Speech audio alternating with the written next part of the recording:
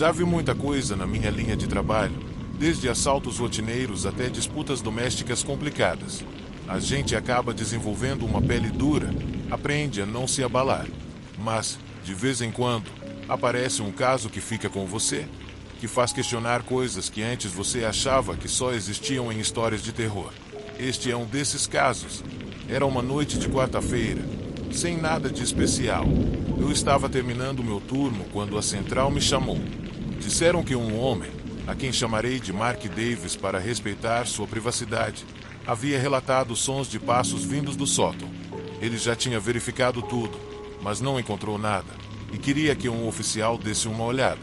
Normalmente, chamadas como essa não vão parar comigo. Geralmente são para a patrulha, mas eu estava na área e achei que seria melhor do que ficar sentado esperando para terminar meu turno.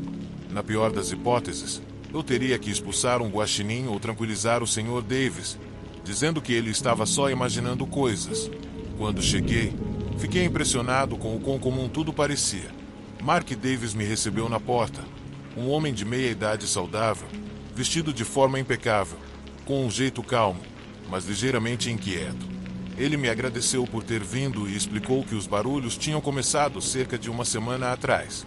Não era do tipo que tirava conclusões precipitadas, ele me disse, mas estava ficando cada vez mais difícil ignorar. Perguntei se mais alguém morava com ele, só para descartar os suspeitos de sempre, como adolescentes andando escondidos ou visitantes que poderiam ter achado que o sótão era um bom esconderijo. Mas ele vivia sozinho, garantiu, e já tinha verificado todas as janelas e portas várias vezes. Estavam sempre trancadas. Caminhamos pela casa até o acesso ao sótão, que ficava no corredor. Era uma daquelas escadas retráteis que rangem quando são abaixadas, e senti uma ligeira hesitação nos movimentos dele ao puxá-la para mim. O acesso ao sótão se abriu com um rangido, e um cheiro mofado e estagnado me atingiu quando subi com a lanterna na mão. O ar estava pesado, quase denso demais, e tudo parecia estranhamente parado. O sótão era grande, com vigas expostas e isolamento saindo em tufos. Poeira cobria todas as superfícies, interrompida apenas por marcas fracas de pegadas recentes. Segui o rastro com a lanterna, estreitando os olhos para distinguir o caminho. Levava a um canto escuro do sótão, parcialmente escondido por uma pilha de caixas velhas. Foi então que vi. Ali, no canto, havia uma espécie de altar improvisado, se é que dava para chamar assim. Velas meio derretidas cercavam uma caixa virada de cabeça para baixo, a cera escorrida no topo. Alguém tinha arranjado uma estranha coleção de objetos, um pequeno feixe de ossos de animal, uma chave enferrujada e uma fotografia de Mark. Não tinha notado a foto a princípio, mas, ao me aproximar, o feixe de luz da lanterna a iluminou. O rosto havia sido violentamente arranhado, como se alguém tivesse usado uma faca ou algum objeto afiado para rasgá-lo repetidamente. Por um momento, fiquei parado ali, encarando. Aquilo não era apenas um invasor em busca de um lugar para ficar. Era algo mais sombrio, algo intencional. Olhei ao redor, de repente atento a cada som, cada rangido. Quem quer que tivesse montado aquilo tinha estado ali recentemente, e o próprio altar não parecia ter sido feito com boas intenções. Gritei para Mark, perguntando se ele já tinha subido no sótão antes ou se tinha ideia de como sua foto tinha acabado ali. Ele parecia genuinamente perplexo, até um pouco assustado, quando descrevi o que eu estava vendo. Tem certeza? Ele perguntou, com a voz tensa. Isso não pode ser possível. Não conheço ninguém que faria isso. Tirei algumas fotos da cena e disse a ele que removeria tudo, esperando que isso o tranquilizasse. Mas, o tempo todo, não conseguia me livrar da sensação de que estava mexendo em algo que era melhor deixar quieto. Depois de recolher os itens estranhos, verifiquei o sótão mais uma vez, certificando-me de que não havia outra forma de entrada. Nenhuma passagem oculta ou painéis soltos. Tudo estava hermeticamente fechado. Quem quer que tivesse estado lá de alguma forma entrou e saiu pela casa principal, passando por portas e janelas trancadas. Não fazia sentido. Quando voltei para o andar de baixo, Mark estava visivelmente abalado. Tentei tranquilizá-lo, dizendo que provavelmente era uma brincadeira e que eu tinha limpado tudo, mas ele não parecia convencido. Antes de sair, disse para me ligar se ouvisse qualquer outra coisa, Não importava quão pequena fosse. Ele assentiu, mas dava para ver que já estava olhando por cima do ombro, como se pudesse sentir algo observando. Alguns dias se passaram, e eu não pensei muito mais no caso. Fiz o relatório, registrei os itens estranhos e segui em frente. Mas então Mark ligou de novo, tarde da noite. Ele parecia abalado, com a voz baixa e trêmula. Eles voltaram, ele sussurrou. Os passos, eles voltaram. Corri para lá, e desta vez a tensão era palpável. Ele me encontrou na porta, pálido, com os olhos sempre se movendo em direção ao teto. Disse que tinha ouvido os passos de novo, como antes, como se alguém estivesse andando acima dele. Desta vez, porém, ele jurou que tinha ouvido sussurros baixos, uma voz murmurante que parecia ir e vir, desaparecendo aos poucos. Verificamos o sótão novamente, mas tudo estava exatamente como eu tinha deixado, vazio, fechado. Não havia sinal de ninguém, nenhuma nova pegada na poeira, mas o ar estava pesado, impregnado de um tipo de silêncio que fazia os pelos dos meus braços se arrepiarem. Nunca tinha visto nada parecido e começava a me perguntar se não estávamos lidando com mais do que um simples invasor. Disse a Mark que manteríamos o caso aberto, que monitoraríamos a área. Mas, ao sair, não consegui me livrar da sensação de que algo ainda estava lá, escondido nos cantos, nos observando. Algumas semanas depois, recebi uma ligação da delegacia. Mark tinha sido internado no hospital. Haviam-no encontrado na cama, fraco e quase sem conseguir falar. Seu corpo outrora saudável, agora magro e frágil. Os médicos não conseguiam encontrar uma causa física para o declínio repentino, mas eu sabia que algo estava errado, algo que não tinha nada a ver com doença. Enquanto me sentei para revisar os arquivos do caso, senti uma sensação de inquietação se instalar. Continuava voltando ao altar, aquela foto arranhada do rosto de Mark, ao arranjo ritualístico, ao jeito como sua saúde tinha despencado. Parecia um aviso, uma mensagem dirigida só a ele. Quanto mais eu pensava, mais me convencia de que quem havia montado aquele altar tinha a intenção de feri-lo de maneiras que iam além do físico. Depois de consultar meus superiores, decidimos abrir uma investigação formal. Não podíamos ignorar a possibilidade de que alguém tivesse mirado em Mark, de que a pessoa que montou aquele altar sinistro pudesse ser responsável pelo seu declínio. A investigação não revelou nada concreto, mas aquela sensação de medo nunca me deixou. Isso foi em 2017, e mesmo agora, quando penso nisso, ainda me pergunto o que realmente aconteceu naquele sótão. Que força invisível tomou conta da vida de Mark? O caso continua aberto, mas, na minha mente, é um daqueles que nunca terão um final bem resolvido.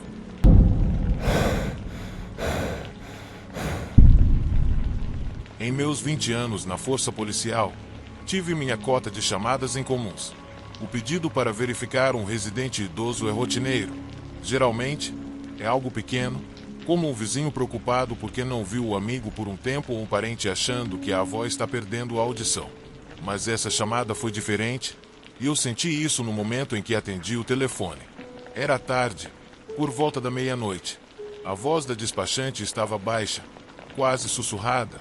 Ao transmitir a mensagem, uma senhora idosa tinha ligado pedindo para alguém ir até lá porque, em suas palavras, ele está de volta.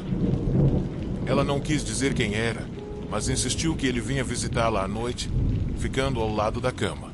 Havia algo estranho na maneira como ela falava, quase como se estivesse com medo de dizer demais. A despachante me contou que a mulher parecia abalada e queria que um policial, qualquer um, fosse até sua casa. Quando cheguei lá, levei um segundo para observar a casa. Era pequena, bem cuidada, uma daquelas casas aconchegantes com um jardim na frente e cortinas de renda nas janelas. A senhora abriu a porta. Ela parecia frágil, pequena em sua camisola, com cabelos prateados presos em um coque arrumado. Mas os olhos dela, seus olhos estavam arregalados, percorrendo o ambiente de um lado para o outro, como se ela estivesse procurando alguém atrás de mim. Obrigada por vir, ela disse. Eu não sabia para quem mais ligar. Ele está de volta. Tentei manter a expressão neutra e a voz calma. Quem está de volta, senhora? Pode me contar um pouco mais? Ela olhou ao redor, então fez sinal para que eu entrasse. Seguia até a sala de estar. Ela se sentou devagar, as mãos trêmulas repousando no colo. É meu marido, ela finalmente disse, a voz vacilante. Ele faleceu há alguns anos. Eu sei que parece ridículo, mas ele tem me visitado todas as noites nesta última semana. Ele fica ao lado da cama, apenas me olhando. Não diz nada, apenas fica lá, me observando. As palavras dela pairaram no ar enquanto eu tentava avaliar se aquilo era alguma espécie de delírio causado pelo luto ou se ela estava apenas se sentindo sozinha. Mas havia algo nos olhos dela que me fez parar. Algo assombrado, quase desesperado. Escolhi minhas palavras com cuidado. Às vezes, quando sentimos falta de alguém, podemos ter a impressão de que ainda está por perto. Talvez até imaginar que está aqui. Ela balançou a cabeça, interrompendo-me. Não, isso não é minha mente me pregando peças. Oficial. Eu sei o que estou vendo. A voz dela ficou um pouco mais firme, quase desafiadora. Ele estava ali, bem ali, na beira da cama. Eu podia senti-lo. E a forma como ele olhou para mim, não era como ele, não como o homem que eu conhecia. Essas últimas palavras fizeram os pelos da minha nuca se arrepiarem. Eu sabia que era meu trabalho tranquilizá-la, dizer que provavelmente não era nada, mas a maneira como ela falava mexeu comigo. Disse a ela que ficaria de olho, que ela podia me chamar a qualquer momento se sentisse insegura. Tentei dar um sorriso reconfortante, mas ele saiu forçado, pouco convincente. Quando saí, ela ficou na porta, observando-me ir embora, os olhos me acompanhando até a rua. Percebi que ela não se sentia tranquila, e eu não podia culpá-la. Havia algo na forma como ela olhou para mim, uma mistura estranha de resignação e medo, que deixou um peso no meu peito enquanto eu dirigia para longe. No dia seguinte, não consegui me livrar da sensação de que algo estava errado. Então, mesmo que eu não tivesse sido designado para verificar como ela estava, decidi passar pela casa dela à tarde, só para tranquilizar a mim mesmo. Mas quando cheguei, vi 2 outros oficiais já lá. O olhar que eles me deram confirmou o que eu temia. A senhora estava morta.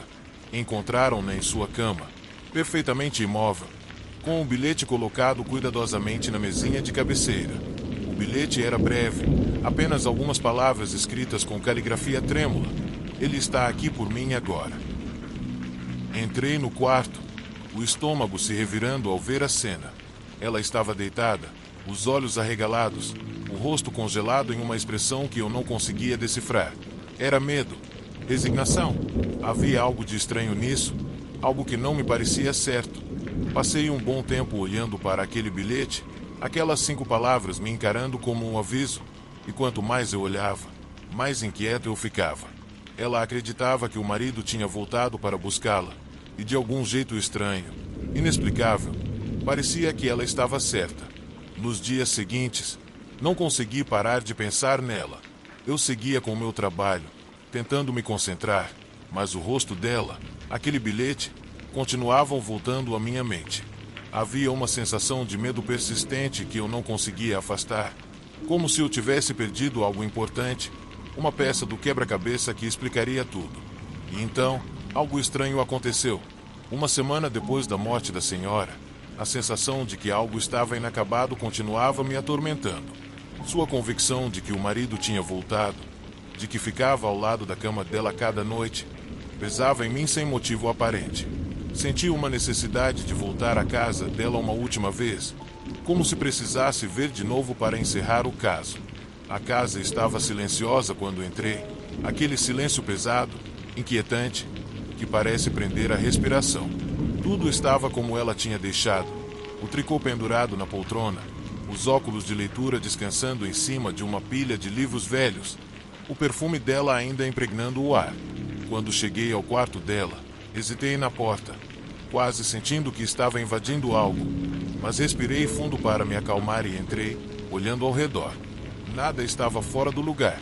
A cama estava arrumada, os chinelos dela ainda ao lado. Mas, enquanto eu estava ali, algo parecia errado.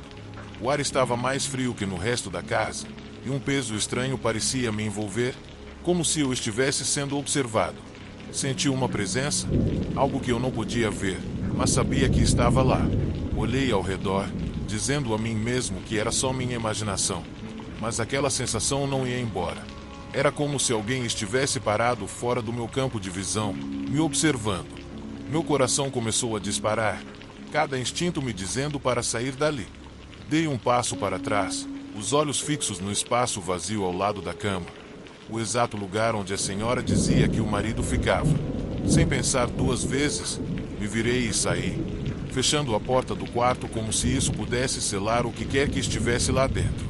Ao sair da casa, respirei fundo, e o peso se levantou instantaneamente. Mas não consegui parar de pensar que talvez a senhora estivesse certa. O marido dela, ou o que restou dele, não a deixou sozinha nem no final. Não voltei lá desde então. Algumas presenças e alguns lugares são melhores quando deixados em paz.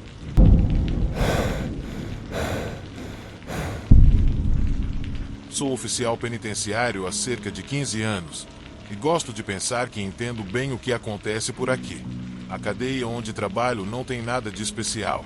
Uma instalação comum do condado, com paredes bege sem graça e o cheiro de antisséptico impregnado em tudo. Na maior parte das noites, o ambiente é silencioso, quase entorpecente, especialmente se você trabalha no turno da madrugada, como eu. Muitos detestam os turnos noturnos, mas eu gosto. Gosto da rotina tranquila de fazer as rondas, checar as celas e observar os monitores. A gente entra em um ritmo, sabendo exatamente onde estará a cada hora, a cada meia hora, vendo as mesmas coisas repetidamente. Nada nunca muda realmente por aqui, mas, há alguns meses, algo mudou. E até agora não tenho uma explicação para o que foi. Tudo começou numa terça-feira à noite. Lembro disso porque é o dia em que fazemos rondas extras para garantir que ninguém esteja aprontando. Pouco depois das 2 da manhã, eu estava sentado na sala de controle, olhando os monitores enquanto terminava alguns papéis. A maioria dos presos já estava dormindo, embora alguns ainda estivessem deitados, olhando para o teto. Nada fora do comum. Então, em uma das telas, vi algo estranho. Uma forma escura se movendo lentamente entre as celas no bloco C. Era sutil, quase como um truque de luz, e a princípio achei que fosse um defeito na tela ou uma sombra de algum carro passando lá fora. Mas a questão era que a forma não se movia como uma sombra. Ela oscilava para frente e para trás, quase como se estivesse andando, parando de vez em quando perto das grades antes de seguir adiante. Inclinei-me mais perto, observando por mais alguns segundos, tentando entender o que estava vendo. Aquilo não fazia sentido. Não havia ninguém que deveria estar ali naquela hora. Então, fiz o que sempre faço. Fui verificar. Peguei minha lanterna e caminhei até o bloco C, com meus passos ecoando pelos corredores vazios. Quando cheguei lá, tudo estava como deveria estar. Os presos dormiam, o corredor estava vazio, e não havia sinal da sombra que eu tinha visto no monitor. Fiz uma inspeção rápida pelo bloco, checando cada cela, mas tudo estava normal. Satisfeito, voltei para a sala de controle, pensando que fosse apenas uma alucinação de fim de noite ou um defeito bizarro na câmera. Nos dias seguintes, não pensei muito mais nisso. A rotina seguiu como de costume, e a sombra não reapareceu. Mas, cerca de uma semana depois, aconteceu de novo. Desta vez, eram por volta de 3 da manhã, e eu estava assistindo aos monitores como de costume. A sombra apareceu na mesma tela, deslizando entre as celas, movendo-se devagar o suficiente para chamar minha atenção. Observei por alguns segundos, esperando que desaparecesse como da última vez, mas não desapareceu. Continuou se movendo, parando de vez em quando, quase como se estivesse olhando dentro de cada cela.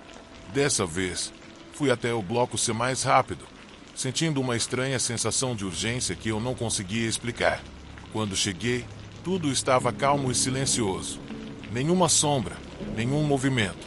Mas algo parecia diferente, como se o ar estivesse mais pesado, e havia um cheiro estranho, quase como madeira velha ou poeira. Verifiquei cada cela, iluminando tudo com a lanterna, até olhei para o teto. Mas não havia nada lá, só o silêncio, o zumbido das luzes e o som fraco de um preso roncando. Enquanto voltava para a sala de controle, disse a mim mesmo que não era nada. Talvez eu estivesse apenas vendo coisas. Afinal, o turno da noite pode mexer com a cabeça, e ficar olhando para aquelas telas por horas pode pregar peças nos seus olhos. Mas quando me sentei de volta, meus olhos foram direto para o monitor, como se esperassem ver aquilo de novo. Na semana seguinte, as coisas ficaram mais estranhas. A cada poucos dias, eu via a sombra novamente, sempre no bloco C, sempre caminhando lentamente entre as celas, como se estivesse procurando algo. E, toda vez que eu ia verificar, o corredor estava vazio, sem sinal de ninguém, mas o ar pesado e aquele cheiro esquisito sempre estavam presentes. Comecei a perguntar a alguns dos outros guardas se tinham notado algo estranho, mas eles só davam de ombros, dizendo que eu provavelmente estava cansado ou estressado. Não insisti. Não queria parecer paranoico, mas não conseguia me livrar da sensação de que algo estava errado. Então, uma noite, os presos começaram a falar. Eu estava fazendo minhas rondas quando um deles, um cara alto e magro, com a cabeça raspada, me parou enquanto eu passava pela cela dele. Ele se encostou nas grades, os olhos arregalados, quase frenéticos. "Oficial, você viu ele?" Ele sussurrou. "Viu quem?" Perguntei, pego de surpresa. "O homem", ele disse, os olhos se movendo rapidamente pelo corredor. "Ele vem à noite. Só fica ali parado, ao lado da cama, observando." Ignorei, pensando que ele só queria me provocar. Os presos adoram brincar com a nossa cabeça, e eu não ia cair nessa. Mas, nos dias seguintes, mais presos começaram a mencionar a mesma coisa. Eram homens diferentes, de celas diferentes, todos descrevendo a mesma figura. Um homem sombrio que ficava ao lado de suas camas, olhando para eles enquanto dormiam. Um dos presos, que estava ali há quase uma década, jurou que acordou com a sombra a poucos centímetros do seu rosto, inclinada sobre ele com aqueles olhos escuros e vazios. Ele parecia abalado ao descrever isso, a voz trêmula, e esse era um homem que já tinha visto de tudo, mas algo naquela sombra o assustou de um jeito que eu nunca tinha visto antes. Nesse ponto, comecei a me sentir inquieto também. As aparições se tornaram mais frequentes, e toda vez que eu via aquela sombra no monitor, um sentimento de medo se apoderava de mim. Tentei racionalizar, dizendo a mim mesmo que os presos estavam apenas tentando me manipular, que era só um defeito na câmera. Mas, quanto mais eu via, mais difícil era ignorar a sensação de que havia algo real por trás daquilo. Então, uma noite, a coisa ficou pessoal. Eram cerca de 4 da manhã, perto do fim do meu turno, e eu estava fazendo minha última ronda. Caminhei pelo corredor do bloco C, iluminando cada cela com minha lanterna, garantindo que todos estivessem onde deveriam estar. Tudo estava normal, silencioso. Mas, quando cheguei ao final do corredor, senti de novo o ar pesado, aquele cheiro estranho que eu já tinha associado à sombra. Virei-me, e lá estava ela, parada no outro extremo do corredor. Mal conseguia distingui-la, apenas uma forma escura, mas estava lá, perfeitamente imóvel, me observando. Pisquei, e ela desapareceu, como se tivesse se dissolvido de volta nas sombras. Terminei a ronda em tempo recorde e fui direto para a sala de controle, tentando me acalmar. Mas quando olhei para o monitor, lá estava ela de novo, a sombra, movendo-se lentamente pelo corredor, parando em cada cela, como antes. Só que, dessa vez, não desapareceu. Eu assisti, paralisado, enquanto ela se aproximava, chegando até a porta da sala de controle. Não conseguia ver seu rosto, não conseguia distinguir nenhum detalhe, mas sentia sua presença. Ela estava ali, bem do outro lado da porta. Não sei por quanto tempo fiquei ali, olhando para a tela, esperando que ela fosse embora.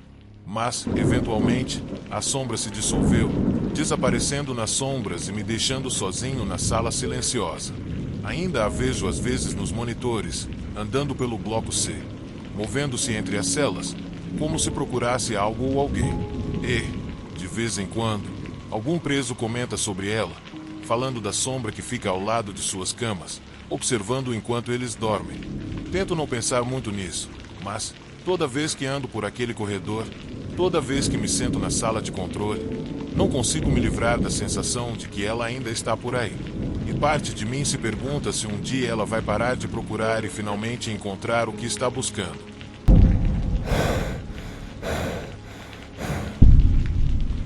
Eu nunca imaginei que seria designado para patrulhar um cemitério.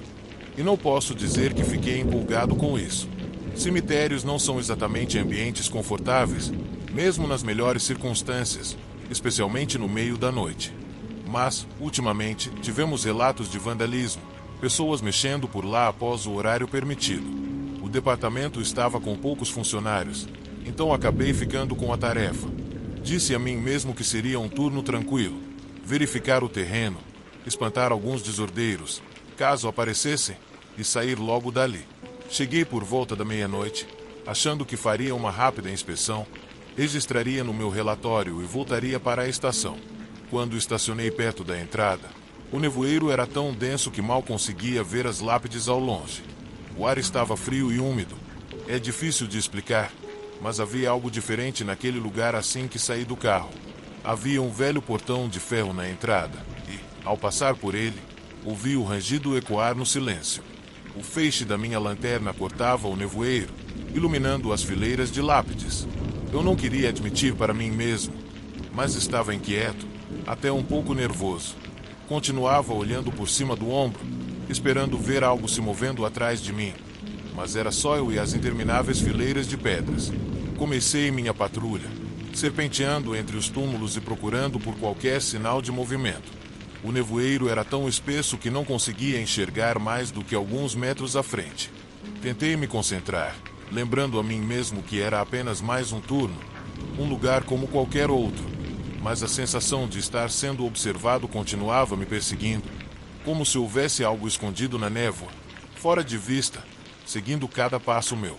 Com o tempo, comecei a relaxar um pouco, me convencendo de que aquela sensação estranha era só minha mente pregando peças. Mas então, eu vi algo.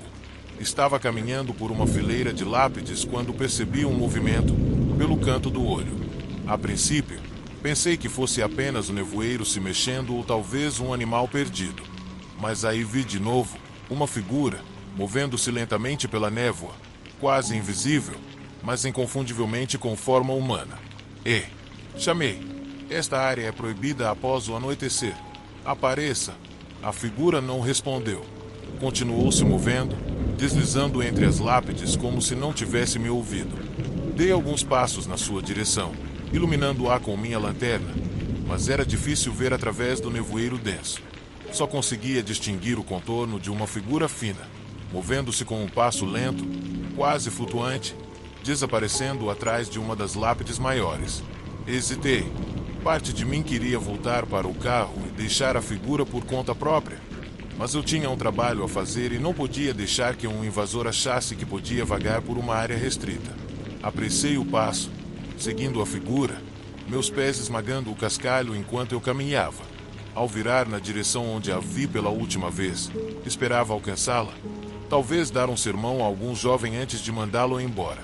Mas não havia ninguém lá. Apenas fileiras de túmulos se estendendo pela névoa, silenciosas e vazias. Olhei ao redor, tentando entender para onde a figura poderia ter ido.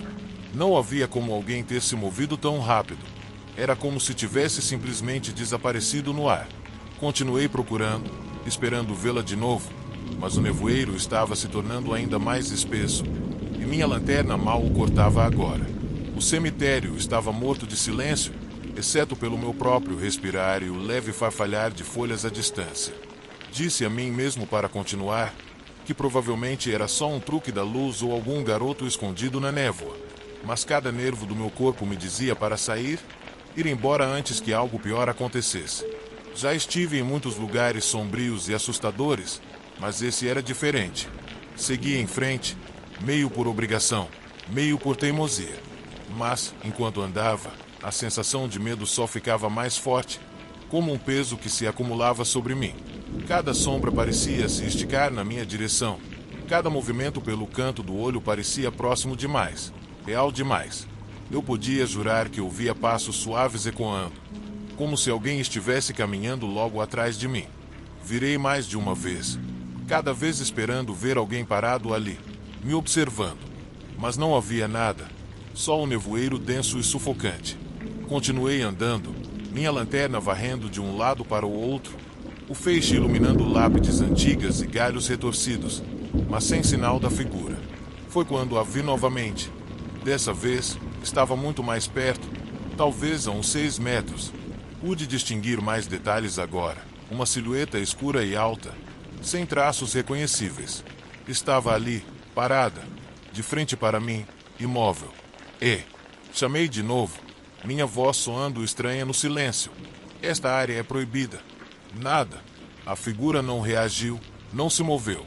Apenas ficou lá, me observando, embora eu não pudesse ver olhos, nem rosto. Dei alguns passos na sua direção, sentindo um calafrio que não tinha nada a ver com o ar noturno. E então, sem fazer um som, ela se escondeu atrás de outra lápide, desaparecendo na névoa. Já tinha tido o suficiente. Meu instinto gritava para eu sair dali, voltar para o carro e ir embora. Mas uma parte de mim ainda queria saber com o que, ou com quem, eu estava lidando. Caminhei até o local onde a figura tinha estado, iluminando os túmulos em busca de algum sinal de movimento, mas novamente não havia nada. Fiquei ali por um longo momento, ouvindo o silêncio, sentindo o frio se infiltrar na minha pele. Eu podia sentir que algo me observava, algo escondido na névoa. Finalmente, me virei para ir embora, meus passos se acelerando enquanto me dirigia ao portão. Mas, assim que o alcancei, ouvi um sussurro suave, tão baixo que quase não percebi. Vinha de algum lugar atrás de mim, das profundezas do cemitério. Vá embora. Não olhei para trás. Atravessei o portão, sentindo uma onda de alívio quando pisei no asfalto. Fui direto para o carro. Liguei o motor e não olhei para trás até estar a 1 quilômetro de distância. Minhas mãos tremiam ao segurar o volante, minha mente correndo com tudo o que eu tinha visto, ou achado que tinha visto. No dia seguinte, disse ao meu supervisor que não queria outra patrulha no cemitério. Felizmente, ele não fez perguntas. Acho que nem eu mesmo acreditaria na minha história. Mas sei de uma coisa: havia algo lá naquela noite, algo que não quero entender. Alguns lugares é melhor deixar sem patrulhar. E aquele cemitério. Espero nunca mais ter que voltar lá.